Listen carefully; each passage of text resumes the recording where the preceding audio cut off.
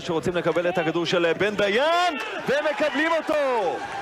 אופיר חיים מגביה אותו לאופיר חיים שמ-11 מטר נוגח וזה שער. צריכה לצאת מההלם כעבור 2 דקות. 3-1 ליפו. סירה נפלאה מוצא את ראשו של אופיר חיים ויפו יוצאים לגלוש קצת על הדשא. עוד למטה להוציא את אובוקה וזה הולך פנימה ומי שם את זה?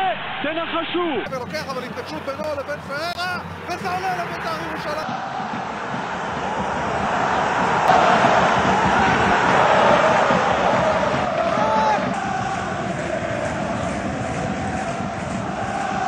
אורן סגרון מגביה לתוך הרחבה, חיים נוגח, השופט מאשר את השער.